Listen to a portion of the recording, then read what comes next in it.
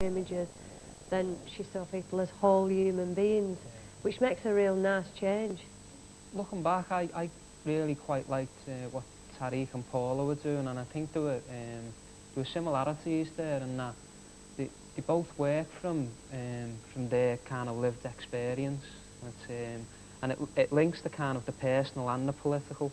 They didn't behave like artists, because some of the people that we've met in some ways have blinded us with artistic science, and, you know, chucking academic phrases at us, whereas both of them like worked on quite subtle, you know, in subtle ways, and the work had a lot of detail in it. In fact, it was total quality, but at the same time, you thought, what a nice human being, what a lovely person. You didn't think, what an artist, take a pill.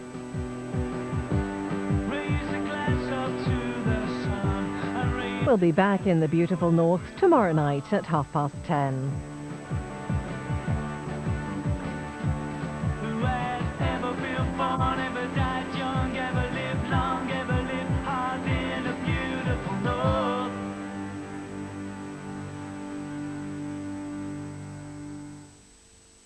From heartache to heartbreak, the last dance always belonged to the smoochie. It's like a restaurant that everybody has been to. There's sex in these songs. If it's good, it doesn't matter. Write yourself a good ballad. Let it live on in radio too. Remember the irresistible slush that tugged at the nation's heartstrings. Smash, Sunday at 10. You've overslept, you're late for work, you're in a rush, but you've just enough time to save someone's life. Hospital and a cuppa, you're back on track. You start to think about doing the right thing, do the wrong thing, but ask the right question.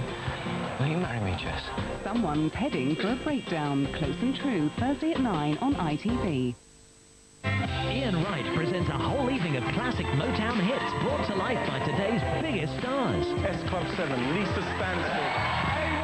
Samantha Mumba, Lulu, Jane Bowers, Yaz Kukria and Westlife. So, no matter what your age, get ready to boogie to all your Motown favourites in the biggest tribute party of the year. Motown Mania, Saturday 8:10 ITV. There's one space remaining as you join us for the Tabletop Championships. Oh, that's a lovely manoeuvre with the carrots. The youngster totally wrong-footed, but he recovers well. It's hurrying up now with superb passing of the peas. Quite masterful. He has the space. Can he keep it? Oh, he's lost it. That is naive defending. And here comes the gravy. And the youngest player secures the space in the dying seconds. A fine example for any youngsters watching.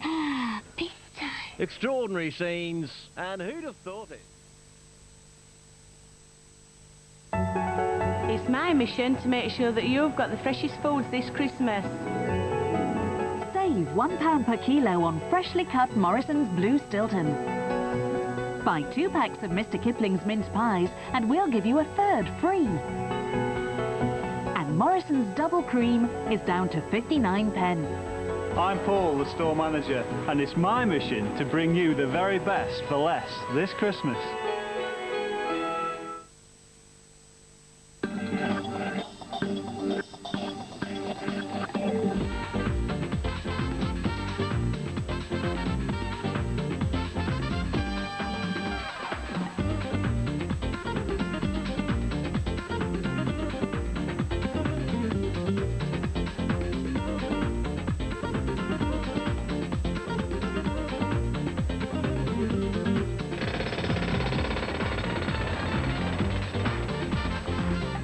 Carlsberg don't do holidays.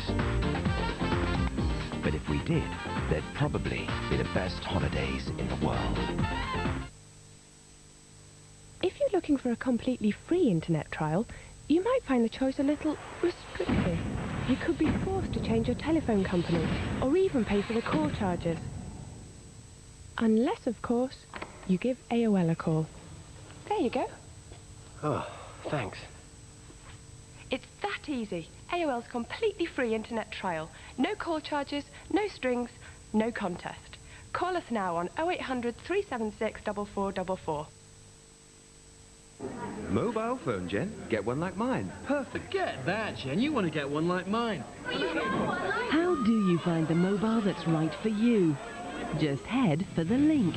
We believe in treating all our customers as individuals. We've a huge range of phones, tariffs and money-saving deals. and together we'll help you choose the one for you. It's your easy link to the right mobile phone. At the link, it's easy. Let's get Scrabble for Christmas Day. With a free gift pack when you buy the Alcatel Easy Phone at $39.99. You may forget what you went in for.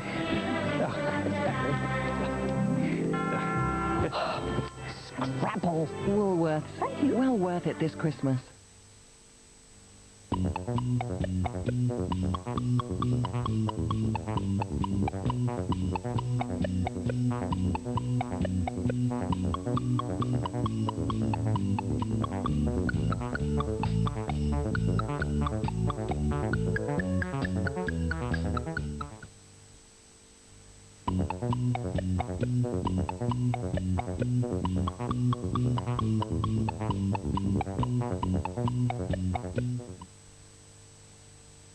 I was rather determined to either keep up with my brother or do the same things that he was doing. She always knows what she wants and she goes after it. A Portrait of Princess Anne, Friday at 10:30. On ITV2 now, the David Letterman show is starting, while here we catch up with the day's news. Presidency in sight. Bush victory as Gore prepares to withdraw. Vauxhall workers vent anger over closure announcement. Still blowing up a storm, floods, misery continues. Celebrating extraordinary achievements of our children of courage.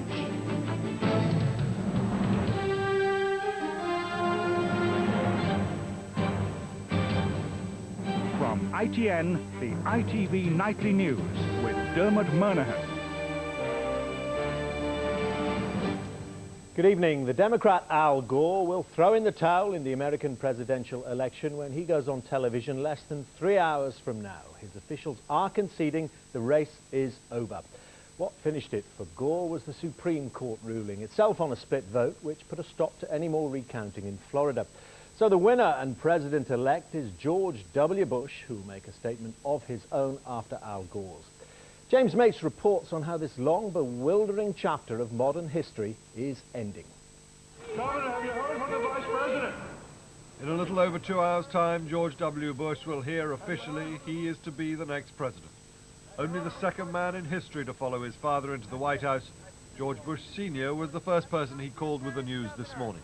I talked to him, I did. I talked to him this morning. I woke him up.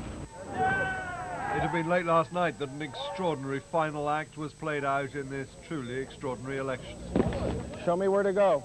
A judgment from the Supreme Court effectively naming the next president, but the TV networks struggling to work out just who it would be.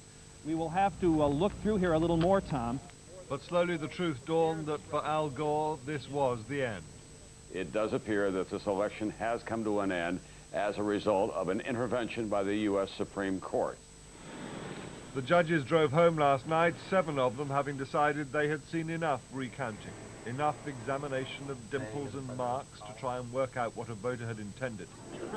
The standards being used across Florida were so varied, they said, that they were unconstitutional. While 7 of the 9 judges here ordered an end to the recount, it's clear now only 5 really agreed with that. Those in the minority had strong words, one calling it a self-inflicted wound.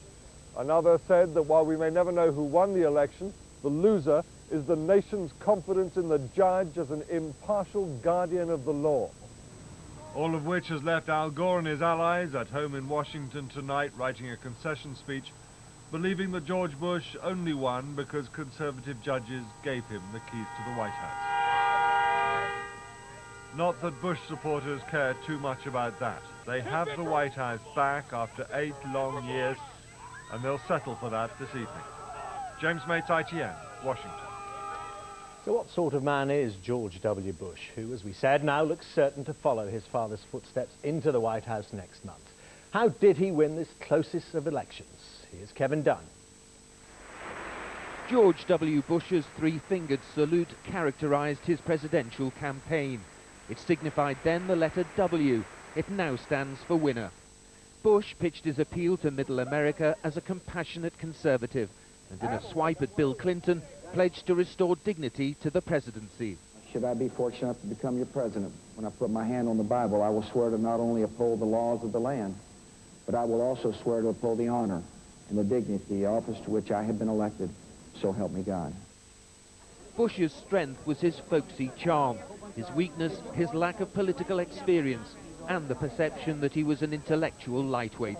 But his supporters reject that criticism. Well, I will tell you something. I think that the man is extraordinarily bright. He understands history, he understands people, and the biggest part of being President of the United States isn't to know every jot and tittle, every dotted I and crossed T, if you will, of what's in a particular regulation. It's knowing the American people. He has a heart for the American people that's going to serve him well as president. Domestically, Bush has followed the Republican agenda, anti-abortion and closely aligned with the gun lobby and big business. He is, of course, the son of a president and owes much to his patrician father. He'll now have the opportunity to show if he is indeed up to the most powerful job in the world. Kevin Dunn, ITN. Well, back now to Washington and James Mates. James, first things first, given the twists and turns in this election, it is finally over, isn't it? Yes, I think it is. I understand your question there. How many times have we thought this election was over, only to discover there was just one more twist around the corner? But this time, this is it. We're going to hear a concession speech from Al Gore tonight. Some doubt about whether he's going to concede that he actually lost or simply that he's withdrawing from the race. I think it'll be the former. I think he doesn't think that his political career is over, that there's plenty of time left. He's only in his 50s for a comeback in years to come, and we will therefore hear a gracious and dignified speech from him this evening. And President-elect Bush, what's the task ahead of him? Can he reunite the United States? It's going to be tremendously difficult. He will have no honeymoon, virtually no mandate, and precious little legitimacy. Now, that wouldn't be easy for any man, but as Kevin Dunn was observing there, he's a man of little experience and not an enormous intellect. After this start, if he's to be re-elected in 4 years' time, he's going to have to be a very good president indeed, and it's going to be quite a challenge. James, thanks a lot. Well, as we said, Al Gore will appear on television in a few hours' time with George W. Bush speaking shortly afterwards, and you can hear what they both have to say in a special ITV programme at 2:30 in the morning. Here, Vauxhall car workers who learned yesterday that their Luton plant is being closed twice stormed into the company's offices today. They demanded to see the chairman, Nick Riley, shouting that they wanted their jobs. He said he would go too if it helped. ITN's Harry Smith was there. This was the moment when their anger boiled over as 400 Vauxhall workers stormed the company's headquarters, demanding to speak to the chairman, Nick Riley. Police and security guards were swept aside as the crowd climbed the stairs leading to the executive suite. The entrance to company headquarters looked more like a football terrace, many of those now occupying it proudly proclaiming that in 20 years working with Vauxhall, they'd never before set foot in this marble hall. This is the second time today Vauxhall workers have stormed this building, looking for an answer to the question all of Luton is asking. Clearly, in this mood, it'll take more than redundancy payments and soothing words to quell their anger. At one stage, they pushed their way through the doors to the executive corridor before being forced back by police. They were eventually persuaded to leave after the chairman promised to talk to them on the steps outside. Nick Riley then emerged, surrounded by fresh police reinforcements. He struggled to make his voice heard above the crowd. I've got family! I know you want your job and what we're trying to do. What for? If we go, you've got to go! And if it helps, I will. Resign! It was the second time today he'd been forced to come out and listen to the anger of his workforce. An anger which tonight shows no sign of subsiding. Harry Smith, ITN, Luton. Buckingham Palace confirmed today that the Duke of York is leaving the Royal Navy next summer after 22 years, including service in the Falklands War. Prince Andrew, accompanying the President of Mozambique today, will take on more royal duties and promote British business abroad. Parts of the south and west of England are battling with floods tonight for the third or even the fourth time in 2 months. The rain and ferociously strong winds also disrupted travel today, adding to the chaos on the railways. Here's Nicholas Owen. After the latest heavy rain, waters are rising again. Tonight, the sandbags are needed once more at Yalding in Kent, flooded out so often in the last few months. Householders were warned to prepare for further trouble. Oh, you're not having repairs, are you, for last time? Yeah. Are you? Unfortunately, it may happen again. In villages in Wiltshire, the new bout of dreadful weather, however unwelcome, did not prevent the Christmas mail getting delivered. In Gloucestershire, the scale of the flooding is even more apparent from the air. Much of the central southwest was this evening underwater. There are still 7 severe flood warnings along the 100-mile length of the River Severn and 135 general flood warnings across the rest of the country. So the by now familiar struggle to try to minimise the damage to homes threatened by the flood waters. Near Worcester, the main A38 road was passable with care, though some motorists were unlucky. At Bridgnorth in Shropshire, emergency walkways have been constructed to keep at least part of the town centre functioning. We hope things are going to improve, but not immediately, because in this part of the River Severn, things are still set to rise for the next couple of days. Police in Salford, Greater Manchester, spent the day searching for a man who's missing after falling into the swollen River Irwell. High winds caused widespread havoc. In Cardiff, streets in the city centre were sealed off after scaffolding was torn from an office complex and the roof ripped from a parade of shops and flats. There were no reports of injuries. And a stretch of the East Coast Main Railway line was closed because of overhead wire damage, and similar problems caused delays on the West Coast Main Line. For a few more days at least, such chaos is likely to continue. Nicholas Owen, ITN. British fishermen are bracing themselves for a decision tomorrow which could introduce them as savage cutbacks for years in the number of fish they're allowed to catch. The European Union is expected to halve catches of North Sea cod, a species hit particularly hard by overfishing. President Bill Clinton made a last attempt as president today to rescue the Northern Ireland peace process. He talked to party leaders at Stormont and then to the public at a big indoor meeting in Belfast. Mark Webster reports from there. With a last plea for peace, Mr. Clinton concluded his third and final visit here as president. Tony Blair had praised what he called the Clinton magic for his efforts to end the violence. It was a theme Mr. Clinton was developing when a lone protester about the Middle East tried to shatter the mood of reconciliation.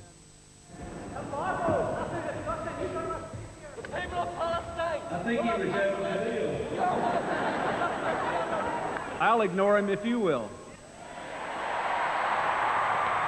Then Mr. Clinton offered his most explicit condemnation of terrorism during this trip and hinted that the United States may soon proscribe the real IRA terrorist group.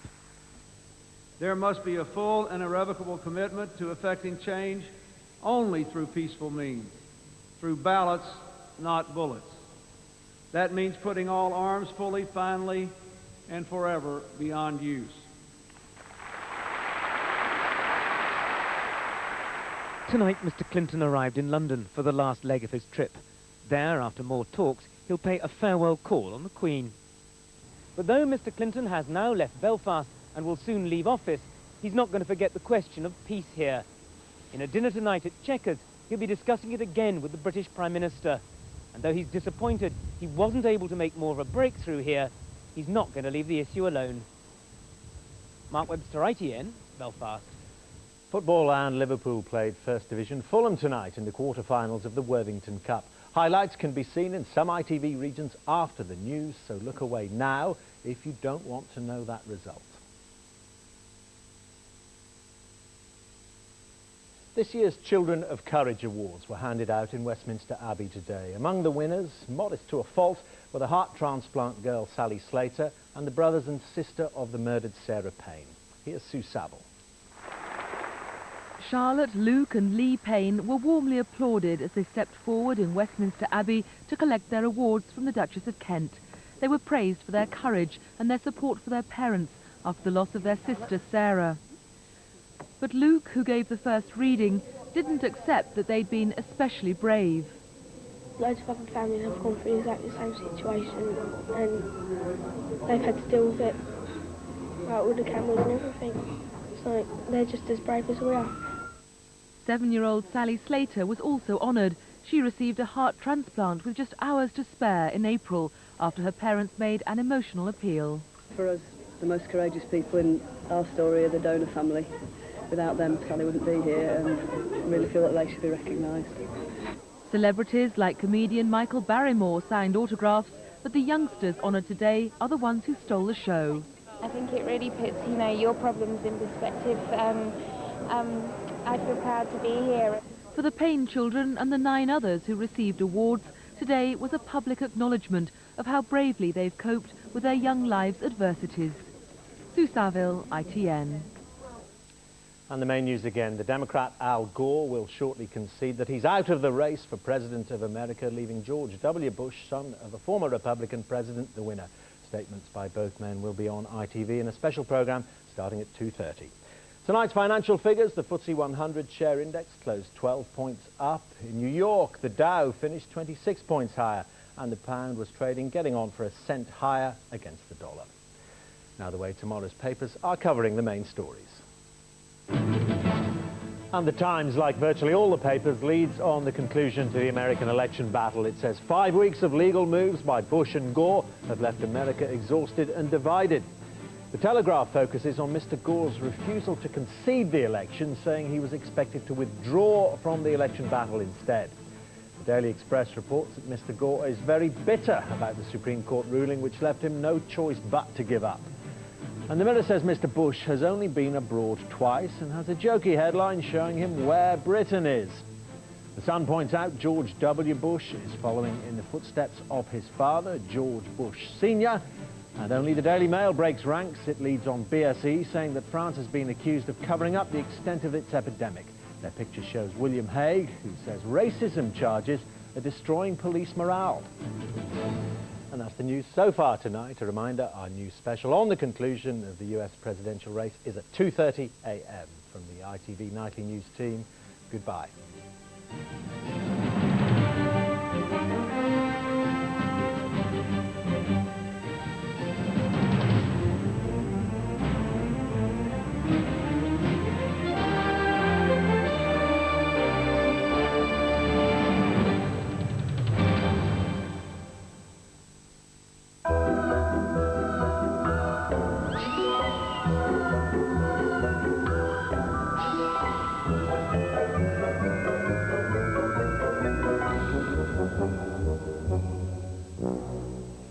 Hello, good evening. Well, I'm afraid we've still got severe flood warnings in force on the rivers Severn and Wye, as well as rivers in parts of Essex and Kent. And just to remind you, that all-important floodline number is 0845 988 1188, 0845 988 1188. Our Met Office wind flow chart for tomorrow shows the culprit, the low pressure that brought all of last night's problem, way to the northeast, but in turn translating into strong to gale force winds for the far north and northeast. As that slowly moves off the scene, the winds switch direction, become a northerly, feeding cold air right across the country, and we maintain these strong winds in the far northeast. Now back to the moment at hand. We've still got a scattering of showers in the northwest, through the Channel at the moment as well.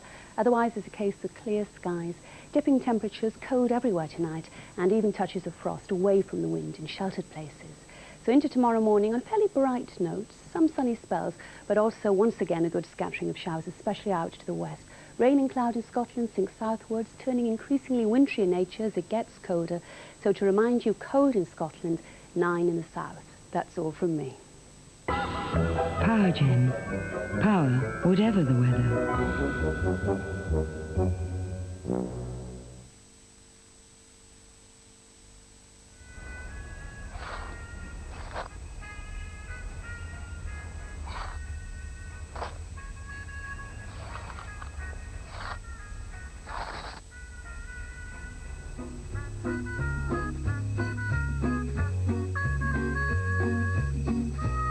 Get ready for Christmas time with Thornton's huge selection of chocolate treats. Thornton's, there's lots in store for you. Nice party, love. Yeah, great. Didn't want it to stop. In you come, lads! This Christmas, give them something they actually want from W.H. Smith's Most Wanted for Less range. There are hundreds of products to choose from, including Charlotte Church Dream a Dream, on CD for only $9.99. We're here to help. W.H. Smith. Can you see what's so special about the new Brawn Synchro? It's our first shaver whose head moves from side to side, so it captures more hair and cuts closer, only it moves so fast you can't see it. But you can hear it. And to keep it feeling like a new shaver every day, here's how to clean it.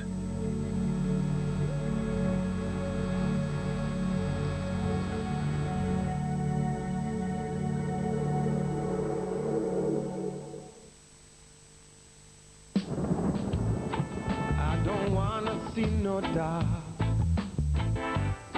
I need attendance from my nurse around the clock, 'cause there's no prescription for me. She's the one, the only remedy. When a nagging cough, runny nose and an aching head stop you sleeping, nurse it better with Night Nurse. Night Nurse.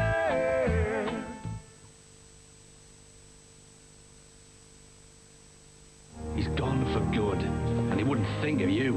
It wasn't his fault. It's easy to forget. Your life's in London now, isn't it? Unless you've been left behind. You've no intention of staying. It doesn't matter anymore. It's the best Christmas I've had in a long time. I think he loves her as if she were his own. In fact, ever. Things are going to change. You and me together. Catherine Cookson's A Dinner of Herbs, Friday 9:30 ITV.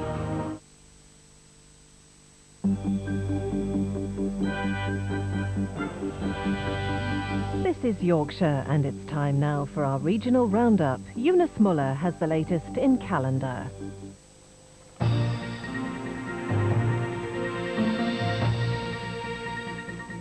Good evening and welcome to Calendar. Tonight's top stories. Against all odds, a brave boy defies the experts to take his first steps. And Child of Courage, heart-swap girl Sally Slater's big day in London. Now a 6-year-old boy with cerebral palsy has defied doctors who said he would spend the rest of his life in a wheelchair. Brave young Andrew Bott from South Anston near Rotherham has taken his first steps into a new world. Doctors said Andrew Bott would never walk, but he refused to listen. He also refused to give in to his cerebral palsy. I used to crawl, but now I can walk, and I'll get Christmas tree decorations down and get card holder and those and stockings and everything else. Andrew still has to use sticks and must undergo a strenuous exercise routine as seen on this charity video. But he can do things he once only dreamed of. If Andrew's going to want to try and do it, then I'm going to help him. I'm not going to let anybody else stand in his way. If he's got the determination to do it, I'm going to do everything that I can to help him achieve that. School too has taken on a whole new outlook for Andrew. He was carried when he arrived in school and was actually only able to move along the floor and crawl. So he's moved from being able to get on a low-level seat to being able to be mobile. Andrew's struggled more than many children, but just like them, his main priority is making sure a certain someone knows what he wants for Christmas. Well, the star of our next story too is someone who's displayed a strength and determination way beyond her years. Few of us could forget 7-year-old Sally Slater as she lay desperately ill in a hospital bed, waiting for a life-saving heart transplant. Well, today she collected a Child of Courage award. Surrounded by celebrity guests, Sally Slater was honoured today for the courage she's shown over the last few difficult months. Well, what do we think about you? What did you get your prize for again? Tell everybody. Eh? Being what? Brave. What do you think of this chap then, Sally? Is he funny? You don't have to say that. You can say, you can be really honest if you want. You can be really brave.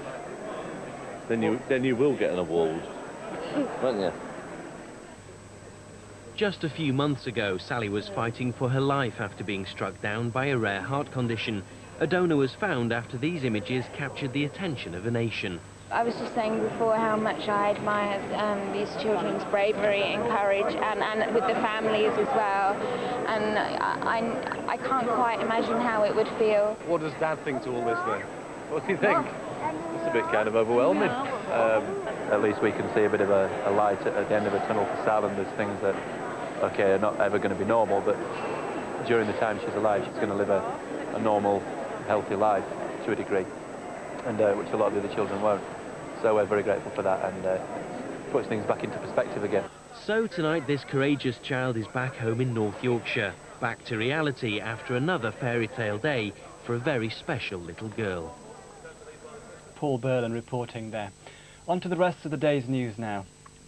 Detectives hunting the killers who battered, strangled and then hanged a pensioner believe she fought with her attackers before her brutal murder. 74-year-old Edna Slater's body was found in the living room of her home with a pet poodle Snowy at her side. The dog lead was tied around Edna's neck and she had been hanged from a door handle. Detectives have revealed Edna had been burgled twice before and had fought with intruders both times. They now want to trace a red Ford Sierra seen parked nearby on the morning of November the 25th. We do know that she actually was quite forceful with the intruders that she found in her house. And indeed, on one occasion, she actually hit one of the boys who she found in the house with a slipper. Now, if Edna has reacted in a similar fashion on this occasion, it could be that that led to her death. A consultant psychiatrist accused of serious professional misconduct has appeared before the General Medical Council in London today. 71-year-old Dr. John Harding Price, who practices at the Lawn Medical Centre in Lincoln, is accused of serious professional misconduct by 3 of his female patients. One teenage girl, who was 17 when she visited Dr. Harding, claims he asked her inappropriate questions about her sex life. The case is due to end tomorrow and the doctor denies all allegations.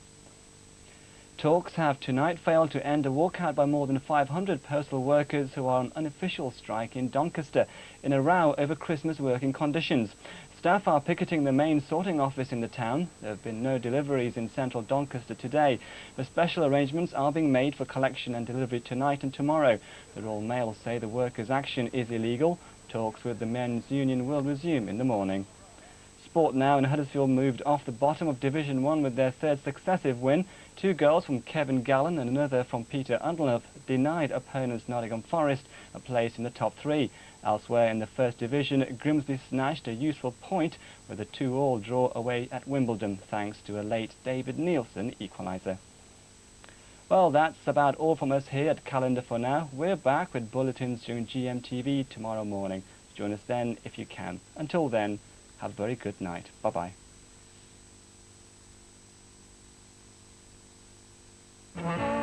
ITV Weather, sponsored by Yorkshire Electricity. Hello again. Well, it's certainly been a wet old afternoon and evening. Let's take a check on today's satellite picture. And indeed, it picks up those pesky shower clouds. Most of those now are clearing out towards the east, and some clearer conditions already moving in behind. So for the remainder of tonight, dry and clear goes the story, but certainly chilly east of the A1, a widespread ground frost and temperatures down to 2 Celsius. Tomorrow, sometimes rising tomorrow morning at 8:17, setting tomorrow afternoon at 3:44. Now, it's a chilly start to tomorrow, but a bright one, plenty of sunshine and hopefully staying dry at least until midday. But after lunchtime, we are expecting further showers, not quite as many as today, and again between the showers remaining bright. Temperatures will be up to 8 Celsius tomorrow, but it'll certainly feel chilly with a brisk westerly. Sunny intervals and scattered wintry showers on Friday, a bright start to Saturday, rain later, mostly dry on Sunday. Good night. Here's a summary. For a 5-day outlook, call our weather line on 09068 559988. In support of Year of the Artist, tonight's image features actors Tamsin Shasha and Andrea Ellis in the performance of Bacchae by actors of Dionysus, showing at Halifax Square Chapel on Saturday, photographed by Dave Ashton. So what are you going to cook? Have a laugh. I'm always cooking. Why don't you cook for a change? Oh, I hate cooking. Here, look, let's toss for it. Heads or tails? Tails.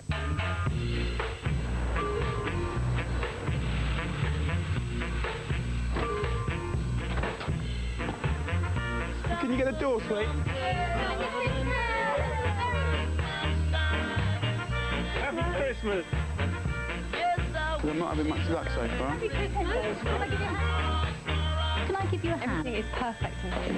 Oh. I've got a present for you. Turn me on the book. Very nice. You got the receipt? You don't need to be a great cook to have a great Christmas with Sainsbury's.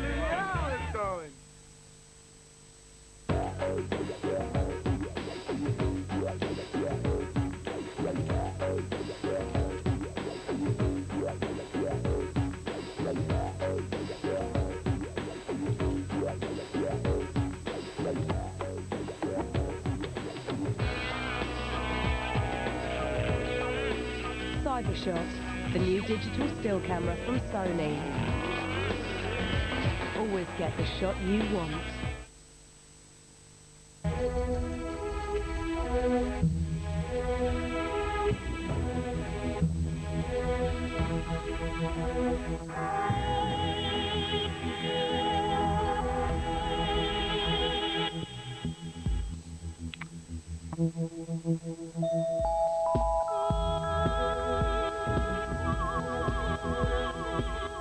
Parfum Jean-Paul Gaultier pour les hommes et la femme.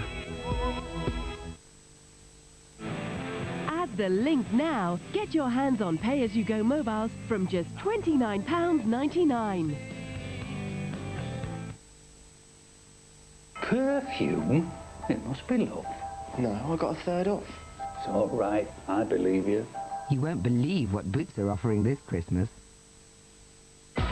They've got to get away with millions. The whole country has gone crazy looking for us. Because facing the music could be murder. Find out that my wife is one of the most wanted criminals in England.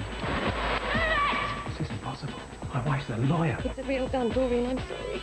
It's not Paula! You think of giving the money like he was supposed to, no! Honey, I'm sorry. If I don't give him the money I owe him in 2 hours, he's gonna kill her! This time, there's no way out. Daylight Robbery, Monday 9:30 ITV.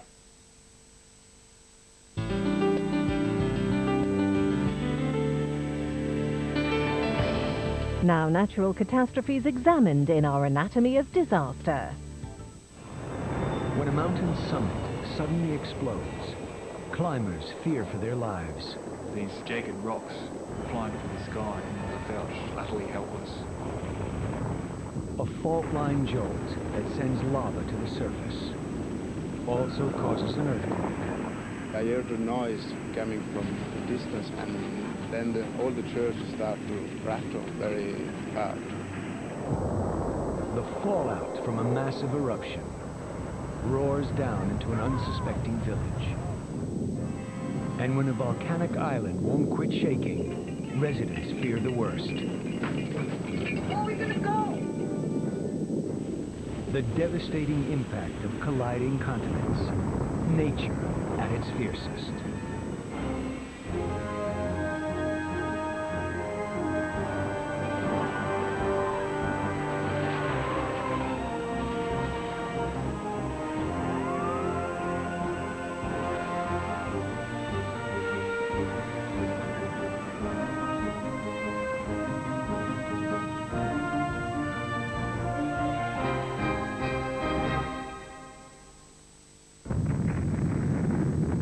It is the force that shapes the surface of our planet, building a mountain on the island of Sicily, or blasting searing hot ash, sending farmers from Indonesia to the burn ward.